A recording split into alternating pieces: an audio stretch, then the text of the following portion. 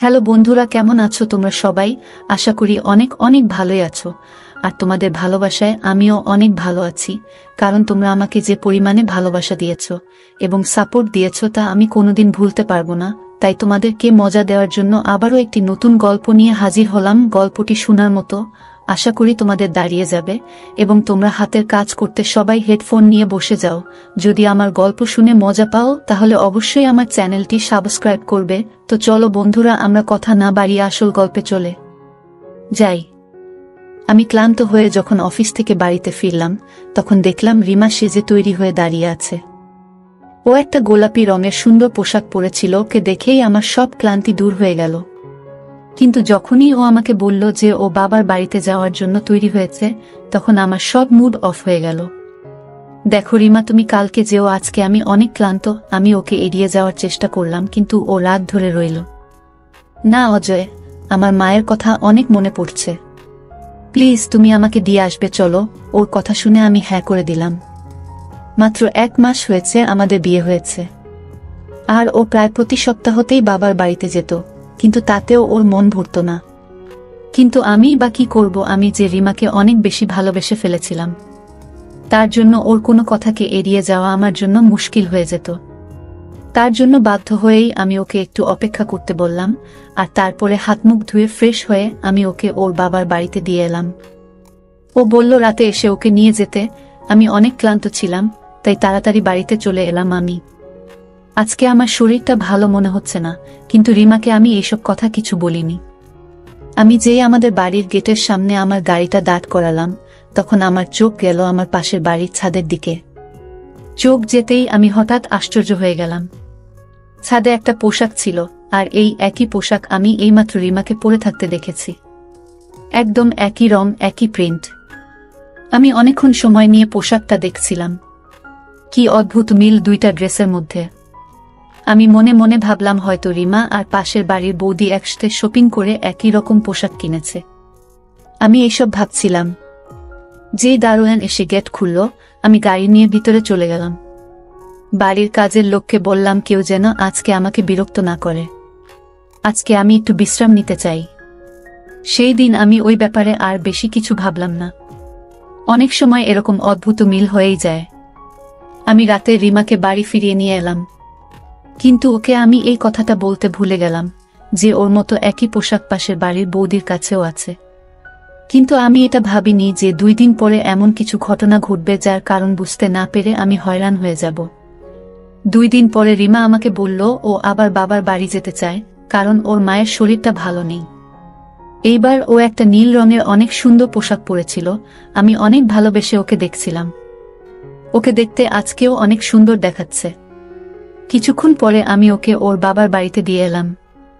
কিন্তু যখনই আমি বাড়িতে ফিরে এলাম, আমি আবার অবাক হয়ে গেলাম, কেননা আমার পাশের বাড়ির ছাদে আজকেও ওই একই পোশাক ছিল যেটা রিমা আজকে বাবার বাড়িতে যাওয়ার সময় পরেছিল। এটা কি করে সম্ভব? আমার অনেক অবাক মনে হচ্ছে। কিন্তু এইবারও আমি ভাবলাম এমন মিল হতেই পারে। আমি আমার কাজে মন দিলাম।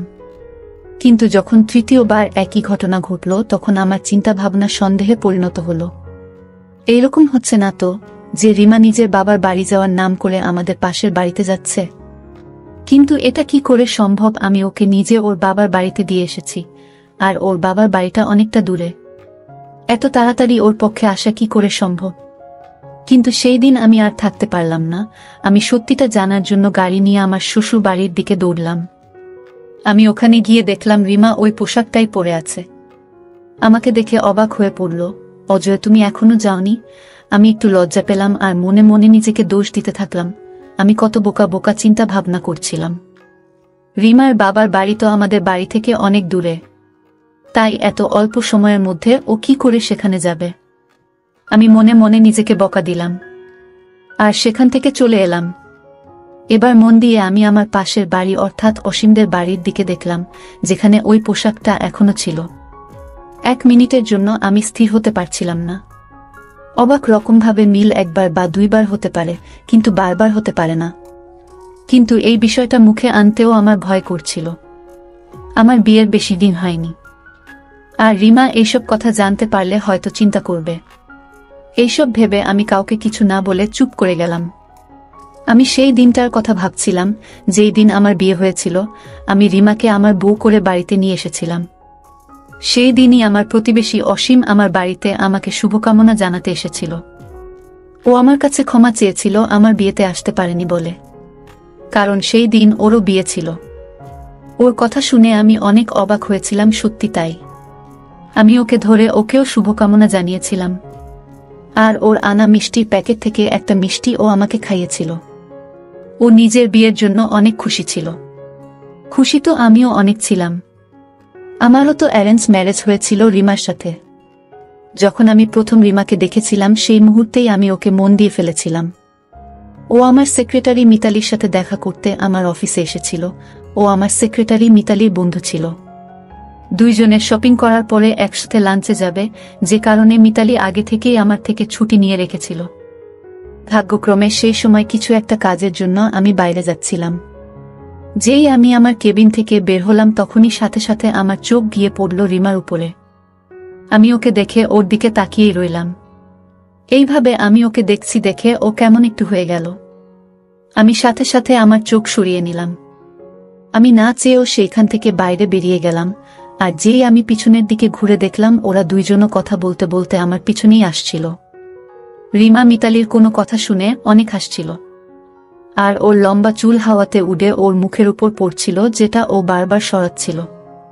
আমি সুযোগ বুঝেই মিতালিকে বললাম, যদি তোমরা চাও তাহলে আমি তোমাদের লিফট দিতে পারি, কেননা আমিও ওই দিকেই যাচ্ছি। আমি মিথ্যে কথা বললাম। আমি সেই দিকে যাচ্ছিলাম না যেই দিকে ওদের প্রোগ্রাম ছিল, কিন্তু কি করব, মনের কাছে হার মেনে আমি সেটা বলেছিলাম। আমার কথায় মিতালি অনেক খুশি হলো আর রিমার হাত ধরে নিয়ে আমার গাড়ির ভিতরে বসে পড়ল। কিন্তু রিমা একটু খারাপ কিছু মনে করেই গাড়ির ভিতরে বসেছিল। আমার মন তখন হাওয়ায় উঠছে। আমি পিছনের আয়না দিয়ে আমি ওকেই দেখে যাচ্ছিলাম। আর আমি সেই দিনই ঠিক করে নিয়েছিলাম যে আর কাউকে নয়, শুধুমাত্র রিমাকেই আমি আমার জীবন সাথী বানাবো। আমি ওর ভালোবাসায় এতটাই পাগল হয়ে গেছিলাম যে একটুও ধৈর্য ধরতে পারলাম না। আর 2 দিন পরেই আমি মিতালিকে সবকিছু বলে দিলাম। ও আমার কথা শুনে অনেক খুশি হলো।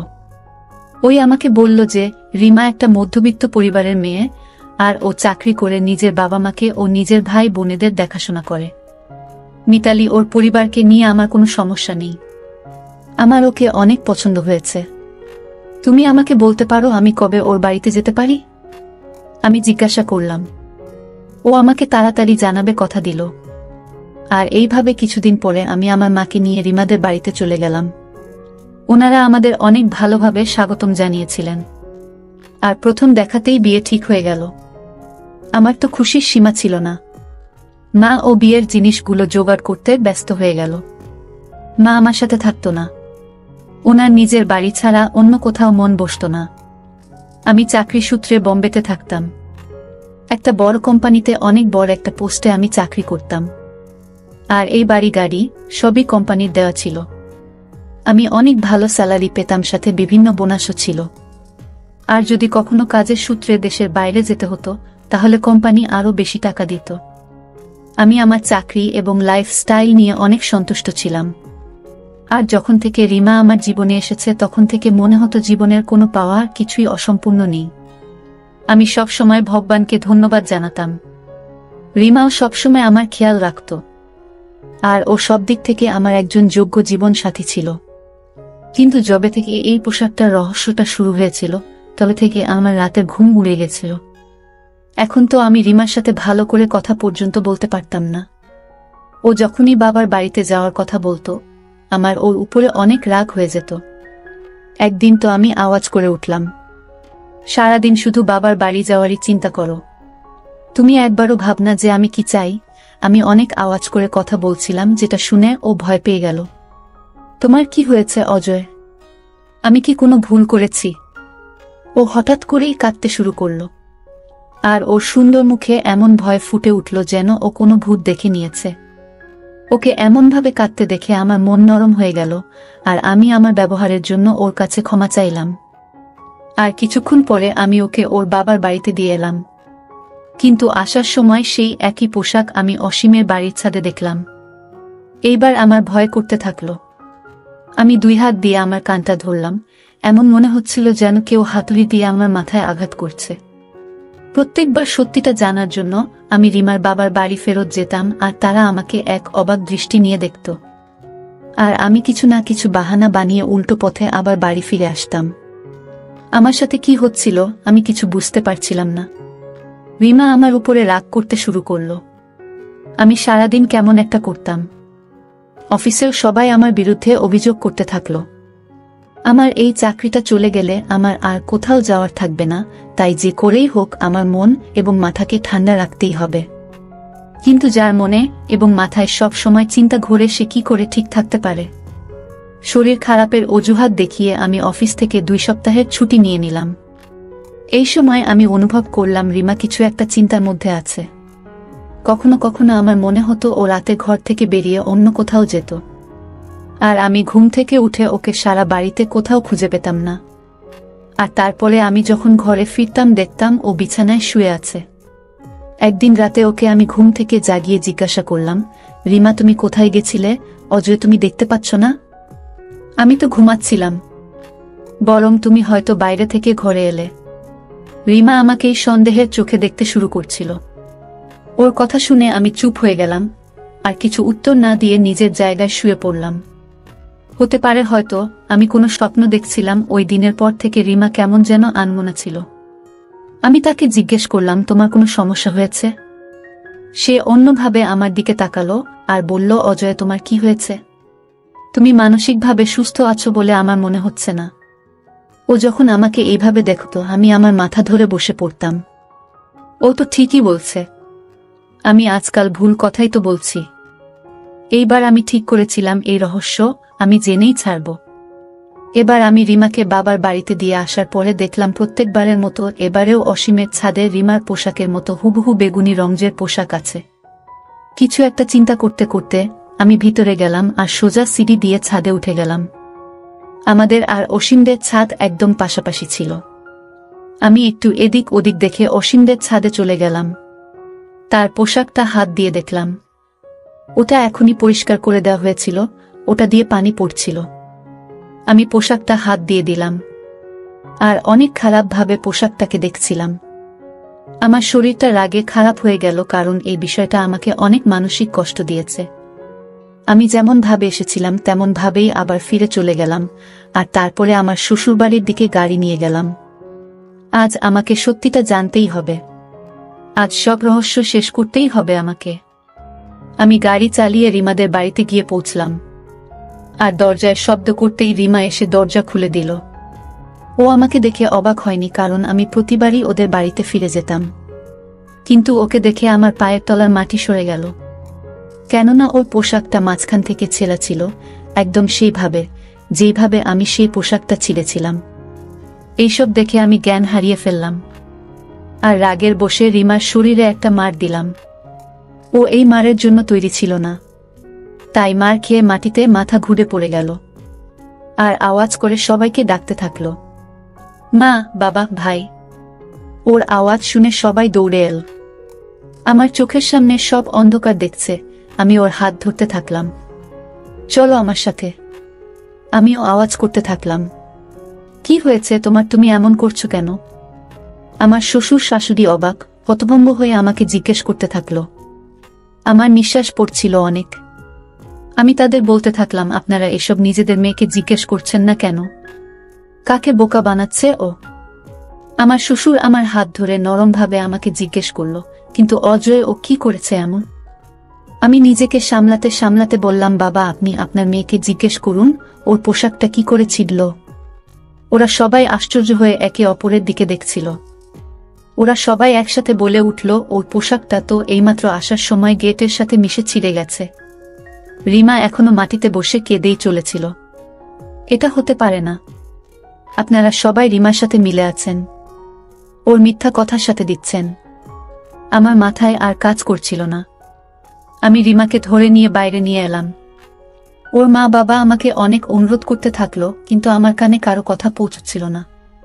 সারা রাস্তা সীমা কাঁদছিল, কিন্তু এখন আমার ওর উপরে একটুও দয়া হচ্ছিল না। বাড়ি পৌঁছে আমি ওর চুলগুলো ধরে ওকে জিজ্ঞাসা করলাম, বল অসীমের সাথে তোমার কি সম্পর্ক? ও আওয়াজ করে বলল, অজয় তুমি এসব কি বলছো? কিন্তু আমার ওর উপরে এখন কোনো ভরসা হচ্ছিল না। আমার কথা শুনে ওর চোখ মুখ কেমন একটা হয়ে গেছিল। এইসব কি পাগলামি করছো অজয়? তুমি এসব ভুল ভালো কি করে ভাবতে পারো? ও আওয়াজ করছিল, কিন্তু এখন ওর কথার কোনো দাম ছিল না আমার কাছে।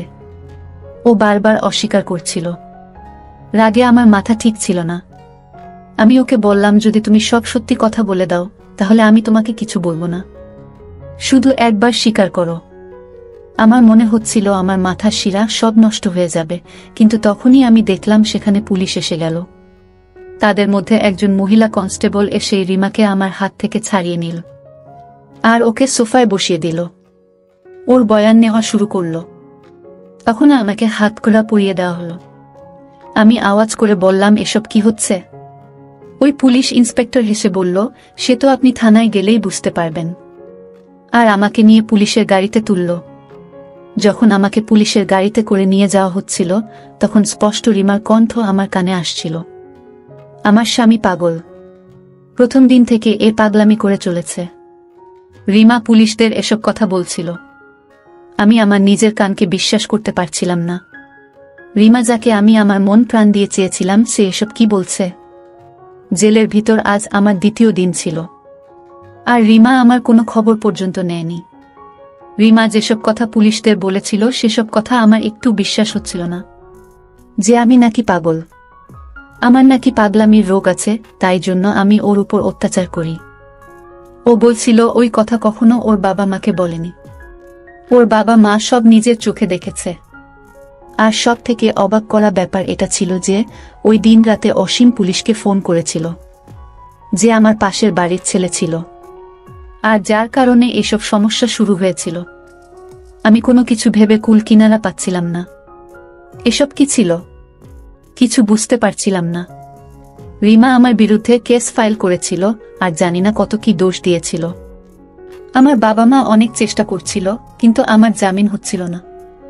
মামলা অনুসারে আমার মেডিকেল চেক আপ হওয়ার কথা, আর রিপোর্ট আসার পরেই আমার জামিন হতে পারে। আর 2 দিন পরে যখন মনোরোগ বিশেষজ্ঞ আমাকে প্রশ্ন করলেন, তখন আমি তাকে সব ঘটনা খুলে বললাম, যেটা শুনে তিনিও আমার দিকে এমনভাবে দেখছিলেন যেন সত্যিই আমি কোনো পাগল। আর ওনার এইভাবে তাকানোতে আমি হঠাৎ রেগে উঠলাম, আর রেগে গিয়ে ওনাকে জিজ্ঞেস করলাম, আপনার কি মনে হয় আমি সত্যি সত্যি পাগল?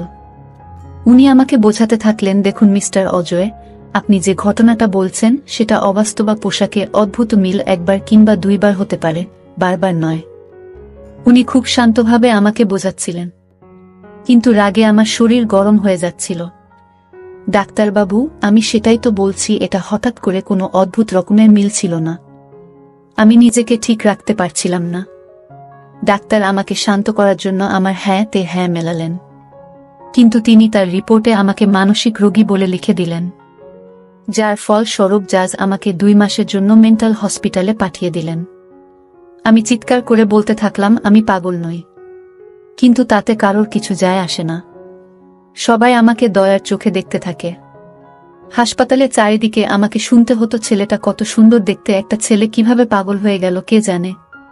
একটা নার্স আর একটা নার্সকে বলছিল, যখন আমি সত্যিই পাগলের মতো বোকা হয়ে বসেছিলাম। এই 2 মাসে আমার সাথে যা যা ঘটেছিল তা আমার বোঝার বাইরে ছিল।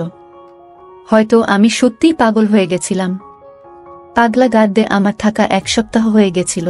তখন আমার সাথে কেউ দেখা করতে এলো।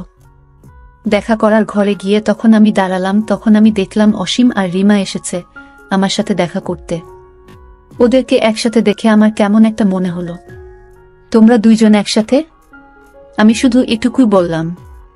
হ্যাঁ অজয়, আমরা 2 জন একসাথে এই জন্য এসেছি যাতে আমরা তোমাকে তোমার অন্যায়টা বলতে পারি। অসীম একটু হাসল। হঠাৎ করে আমাকে জিজ্ঞেস করল, মিতাকে তোমার মনে আছে? আমি আশ্চর্য হয়ে বললাম, কে মিতা?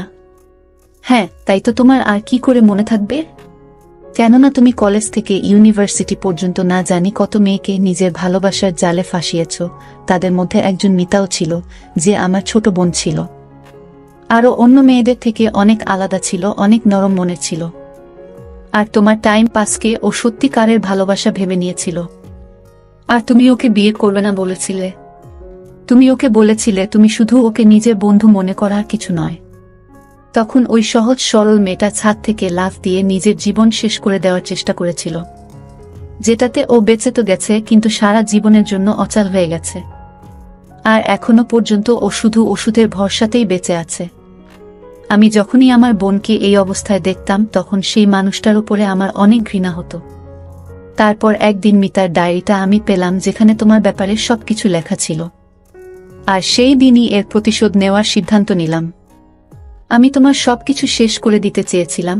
সব থেকে প্রথমে আমি তোমার বাড়ির পাশে নিজের বাড়ি কিনলাম। আর তারপর রিমা, যে আমার অফিসে কাজ করত একটা ছোট পোস্টে, অনেক কষ্টে সংসারের খরচ চালাতো, কিন্তু ওকে দেখতে অনেক সুন্দর ছিল, তার জন্য অনেক টাকার বিনিময়ে আমি রিমাকে এইসব নাটক করতে বললাম। আর আমার আনন্দ ধরছিল না যখন প্রথম দেখাতেই তুমি রিমাকে পছন্দ করে নিয়েছিলে। আমি জানতাম যে তুমি রিমার মতো সুন্দরী মেয়েকে কখনো এড়িয়ে যেতে পারবে না, আর তুমি রিমাকে বিয়ে করে নিলে। তারপর আমি যে প্ল্যানটা বানিয়েছিলাম সেটা কাজে দিতে শুরু করে দিলাম। প্রথমে তো তুমি অনেকদিন পর্যন্ত আমার বাড়ির দিকে তাকাওনি, কিন্তু একদিন তোমার চোখ আমার ছাদের দিকে পড়েই গেল। আর সেটাই হলো তোমার জীবন শেষের কারণ। আর এটাই শুধু নয়, আমি রিমাকে এমন কিছু ওষুধ দিয়েছিলাম যাতে তুমি অনেক সহজে মাথা গরম হয়ে যাও, আর তোমাকে সবাই পাগল মনে করে। এই কথাগুলো বলার সময় ওকে অনেক খুশি মনে হচ্ছিল, আর ওর মুখে হাসি ছিল, কিন্তু রিমা চুপচাপ দাঁড়িয়েছিল। আস্তে আস্তে আমার সব মনে পড়ল। এখন আর আমার রাগ হচ্ছিল না, কারণ আমি একটা শান্ত স্বভাবের মানুষ ছিলাম, আর আমার রাগ অসীমের দেওয়া ওষুধের জন্যই হতো। এখানে আমাকে শান্ত হয়ে থাকার ওষুধ দেওয়া হতো। এখন আর আমার মধ্যে কোনো পাগলামির লক্ষণ ছিল না। আজকেও আমি সব সুস্থ সজ্ঞানে ছিলাম। আমি অনেক কষ্ট করে আমার মুখ খুললাম আর বললাম, মিতার সাথে যা যা ঘটেছে তার জন্য আমি খুব দুঃখিত, কিন্তু তুমি একটা অনেক বড় ভুল করে ফেলেছ। মিতা আর আমি ক্লাসমেট ছিলাম, কিন্তু মিতা যে অজয়কে ভালোবাসত সে আমাদের থেকে সিনিয়র ক্লাসে পড়ত। আমার তো কখনো মিতার সাথে হাই হ্যালো পর্যন্ত হয়নি। ওকে সব সময় ফাইনাল ইয়ারের অজয়ের সাথে দেখা যেত, যে একটা বড়লোক বাবার ছেলে ছিল, আর প্রত্যেক দিন একটা করে নতুন মেয়েকে নিজের জালে ফাঁসাতো। মিতা কেন ইউনিভার্সিটি আসা বন্ধ করে দিয়েছিল আমি তার ব্যাপারে কিছু জানতাম না। আমি শুধু আমার পড়াশোনা নিয়ে ব্যস্ত থাকতাম। আর যখন তুমি মিতার ডায়েরিতে অজয় নামটা দেখলে, তখন দুর্ভাগ্যবশত ওর ক্লাসে যে অজয় ছিল সেটা আমি ছিলাম। তুমি শুধু ওর ক্লাসের কথা ভেবে আমাকে সন্দেহ করলে যে আমি সেই ছেলে অজয়, আর এসে গেলে আমার জীবনটা শেষ করতে। কমপক্ষে একবার কাউকে জিজ্ঞেস তো করে নিতে পারতে যে মিতার সাথে কোনো ছেলেটা থাকতো। এত ঝড় সামলে আমার শরীরের অবস্থা ভালো ছিল না। আমি সেই অন্যায়ের শাস্তি পেয়েছিলাম যেটা আমি করিনি।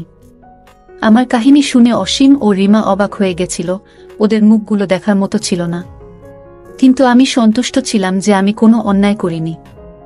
সেদিন ওরা দুইজন চলে গেল। তার 2 দিন পরে আমাকে ছেড়ে দেওয়া হলো। অসীম, রিমা নিজেদের দোষ স্বীকার করে নিয়েছিল। যখন আমি এটা জানতে পারলাম তখন তাড়াতাড়ি আমার উকিলের সাথে কথা বললাম। ওদেরকে ক্ষমা করে দিলাম। আমি জানতাম ওরা অপরাধ করেছে, কিন্তু রিমা অভাবে পড়ে এমন কাজ করতে বাধ্য হয়েছে।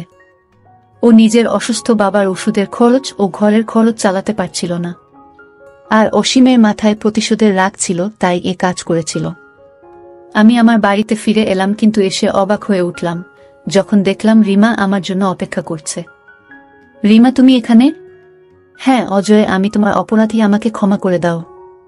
আর তোমার মনে যদি আমার জন্য একটুও জায়গা থাকে তাহলে তোমার জীবন থেকে আমাকে বের করে দিও না। আমি তোমাকে ভালোবেসে ফেলেছি অজয়, তোমার মতো মানুষ আমি আজ পর্যন্ত আমার জীবনে দেখিনি। আমি তোমাকে হারাতে চাই না। ও কাঁদতে কাঁদতে আমার পায়ে পড়ল। ওর সারা শরীর কেমন একটা করছিল। আমি ওকে হাজার ঘৃণা করার চেষ্টা করি, কিন্তু ওর এক ফোঁটা চোখের পানি আমার মনকে নরম করে দিত। ও এখনো আমার মনের মানুষ ছিল। আমি ওকে হাত ধরে উঠালাম, ওর চোখ মুছিয়ে দিলাম। রিমা, তুমি যদি সত্যিই তোমার কাজের জন্য অনুতপ্ত হও তাহলে আমি তোমাকে ক্ষমা করে দিলাম, কিন্তু এটা মনে রেখো আমিও একজন মানুষ, হয়তো সব সময় ক্ষমা করতে পারবো না। আমার কথা শুনে ও কেঁদে উঠল। এটা ওর অনুশোচনার চোখের জল ছিল। এর মানে রিমা সত্যিই আমাকে ভালোবাসে। আমার মান সম্মান ফেরত দেওয়ার জন্য আমি সৃষ্টিকর্তাকে ধন্যবাদ জানালাম। তা না হলে একটা ভুল বোঝাবুঝির কারণে আমার সারা জীবনটা নষ্ট হয়ে যেত। এই জন্য বড়রা সবসময় বলে, কোনো কাজ করার আগে ভালোভাবে ভেবেচিন্তে করা উচিত। বন্ধুরা, আজকের ভিডিওটা এখানেই শেষ করলাম। অনেক কষ্ট করে ভিডিওটি আপনাদের জন্য বানিয়েছি। যদি ভিডিওটি আপনাদের ভালো লেগে থাকে তাহলে একটা লাইক করবেন এবং চ্যানেলটি অবশ্যই সাবস্ক্রাইব করবেন। এই আশা ব্যক্ত রেখে আপনাদের কাছ থেকে বিদায় নিচ্ছি আমি। দেখা হবে আগামীকালের নতুন কোনো ভিডিওতে। সে পর্যন্ত সবাই ভালো থাকুন, সুস্থ থাকুন। ধন্যবাদ।